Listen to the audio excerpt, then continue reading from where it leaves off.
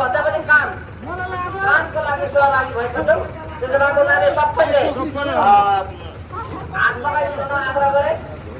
यो हामी यो क्षेत्रमा आएर तपाईँ गरिरहँदाखेरि यहाँ भिडियोमा अथवा टोल बनाउँदा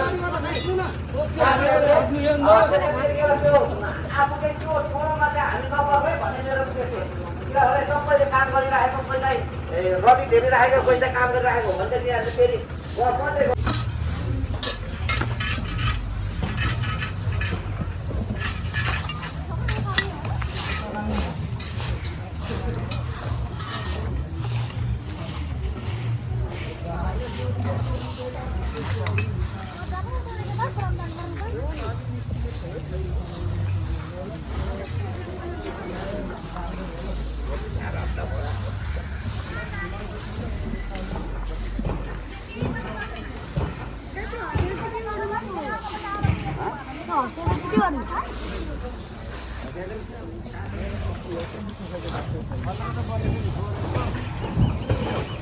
हस्पिटलमा चाहिँ यति धेरै फोहोर छ भनेर यहाँ हाम्रो श्रमदाताहरू सबै अब हस्पिटलले यत्रो के अरे पैसा कमाएको छ गरेको छ त खोइ यसको अर्थ के छ त नि हेर्नु त फोहोरै है। अलिकति व्यवसाय तरिकाले उसले एउटा मान्छे राखेर एकजना मान्छे राखेर दैनिक सफा गरेको राम्रो हुन्थ्यो होला नि त होइन।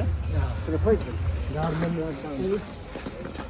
तलब दिन सकिन्थ्यो होला नि त दुईजनालाई त होइन र त्यत्रो हस्पिटल चलाउँदा के गर्ने त खोइ। अब हाम्रो देशको नेताहरू ठुला बडाहरू यस्तै छन्। हामी यस्तो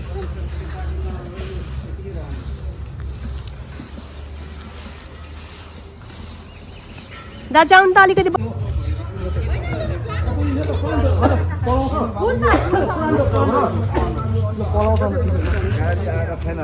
गाडी खोइ आएकै छैन त।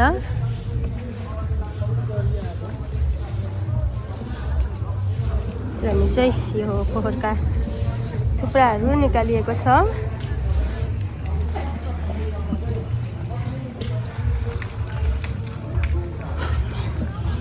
सकेको यता सकेको हो।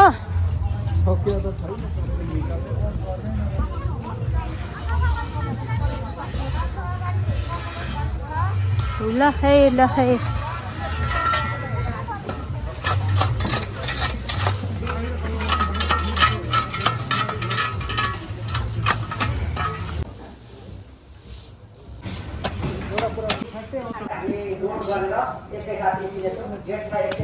हाम्रो कार्यक्रम रहेछ।